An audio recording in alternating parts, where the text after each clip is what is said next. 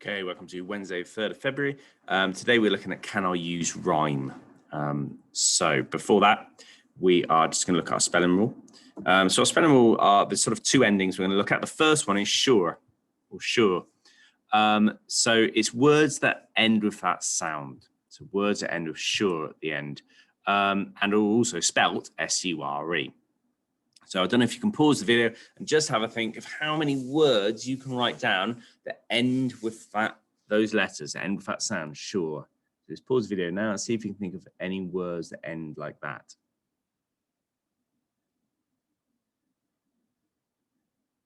Okay, there's quite a lot of words that end like that. Here are some you might have got.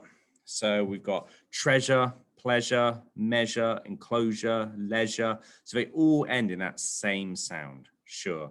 And the good thing about this rule is that's the only way all of those words end. They're not spelt in any other way. So it does sound a little bit like there could be an H in there, like sure.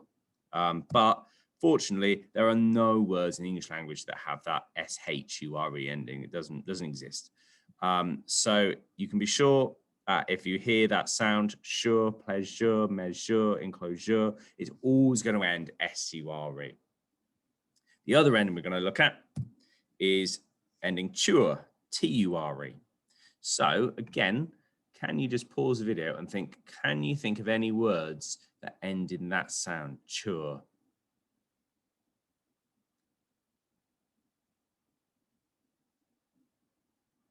Okay, so there's also quite a lot of words that end like this as well. So you may have got adventure, creature, mixture, puncture, furniture, picture, nature. So all of those, again, there's loads more as well, but all of these words end T-U-R-E. The only problem with this is you may have made some mistakes with this because there are another set of words which sound exactly the same. They sound like they've got that ture ending, but actually they're spelled in a different way. But fortunately, they're quite easy to spot. So I just want you to think about these words. So we've got teach, watch, catch, rich, and stretch. So if you wanted to change the word teach into teacher and watch into watcher, catch into catcher, rich into richer, and stretch into stretcher, how would you change those words? So I just want you to have a go at rewriting those 5 words, but change them, put the on the end. So teacher, watcher, catcher, richer, and stretcher. So hopefully you should have noticed there that when you add the ER on the end, it's spelt totally differently to the TURE, but it sounds the same. So teacher and adventure sound like they've got exactly the same meaning, but they haven't. So it's only those words that end CH. If you've got a CH on the end, you can add ER, it will sound exactly the same as this TURE ending. So it's just watching out for those words there and making sure that if it does have that CH, you know it's going to be a different ending from these TURE endings over here. That's the only difficulty with this rule. So we're just going to have a look for those over the next week or so. Just have a look at these words and just see if we can make sure we spot those exceptions, really. Okay. So last session, you came up with some expanded noun phrases to describe your monster. Hopefully you've got sort of between 8 or 10 expanded noun phrases. Here are some I came up with for my monster. I had some glowing red eyes. We had a layer of thick purple fur. We had rows of sharp pointed teeth I came up with as well. And 6 long clutching fingers. I didn't have a lot of space to fit this all on, but you could obviously fit, a lot more expanded noun phrases on. So today what we're going to look at doing is we're going to start to write a poem. So we're going to put our words together, create some rhyme with our expanded noun phrases so we can start to put it into a kind of a poetic form.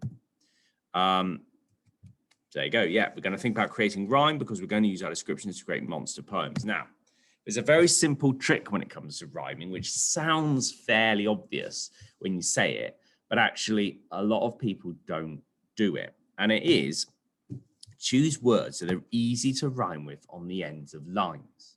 So people who are good at rhyming and who write rhyming books, it's not that they can rhyme any 2 words. It's not that they can think of amazing words you've never heard of that rhyme. They don't do that. They actually just choose quite simple words to rhyme. You look at probably, one of the best rhyming book authors, which would be Julia Donaldson, you know, if you think about her rhymes, she chooses words that are easy. So like snail and the whale. Loads of words rhyme with snail and whale. So, you know, straight away she's got sail, mail, trail. Like they're so easy to rhyme with. So there's a reason why she's chosen to write a book about a snail and a whale, because she knows that snail and whale have loads of words which rhyme with them. Exactly the same with the Gruffalo. You know, everything rhymes with Gruffalo. You've got no, go, so, low. Like there's loads of words which rhyme with it. So the trick is not to sit there with a word going, oh, I just can't think of anything to rhyme with it. Change that word. Just come up with a different word that rhymes really easily. So fortunately, we thought about the body parts of our monsters. So all we have to do is choose ones that rhyme, and we're going to put them in pairs. So we're almost like going to group them up so they work together. So 2 body parts that rhyme, and then put the expanded noun phrases together. Now, you might be able to use your expanded noun phrases from yesterday because you might be lucky. Some of them might rhyme. Or you may have to write some more. You might think, okay, right, I'm going to need something that rhymes with it. So it's probably going to be a mixture of ones from yesterday and new ones that you write. So let's have a look. So here's my first one. Let's say I had this as my expanded noun phrase. Some sharp, jagged claws.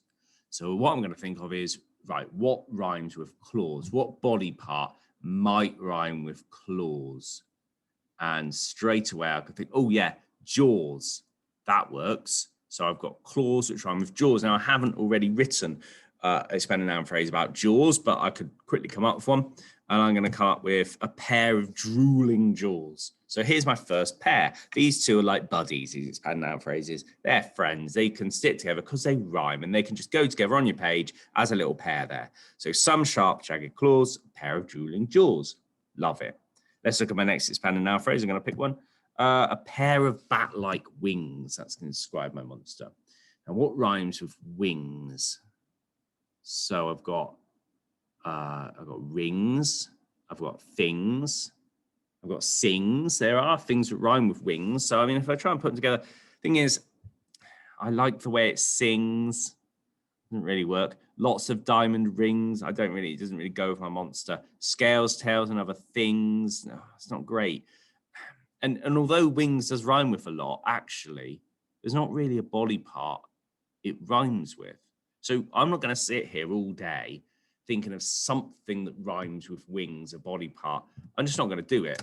I'm going to choose another word. If you can't think of something that rhymes within a minute or so, just choose another expanded noun phrase. Don't use this one. It isn't a very good one. So I'll choose the next one. Let's do, 12 long grubby nails. So what rhymes with nails? Remember, it doesn't always have to be a body part like a human would have, because of course, you know, a monster could have any kind of animal body part as well. So knowing that, I could have nails. What rhymes with nails? Well, actually, scales rhymes with nails. I know humans don't have scales, but monsters could. So 12 long grubby nails, thousands of dark black scales. There we go. So there's another pair. They're 2 other friends, and they can put them together. So now I've got 2 pairs of expanded noun phrases that rhyme, and I can just carry on like that, trying to find ones that rhyme. So this is your task, to come up with pairs of expanded noun phrases to do with body parts that rhyme. So remember, they're not full sentences at this point. They're just expanded noun phrases. And I think you should try and come up with between 5 and 7 sort of rhyming pairs, depending on how long that takes you. But that's going to be, if you've got like 5, 6, 7 rhyme pairs, are going to make a good length of poem. Now, if you can't think of ideas of body parts that rhyme, have a look at the next slide. You don't have to, so you can pause it here and just go for it and come up with your pairs of expanded noun phrases. Other than that, have a look at the next slide if you're not sure. I've got some ideas that rhyme, so I'll let you pause it there if you'd like to. Cool. And if you want some ideas then about what rhymes, I've got a few here. So we've got fist and wrist rhyme, don't they? Jaw rhymes with lots of things. So you've got jaw, claw, paw.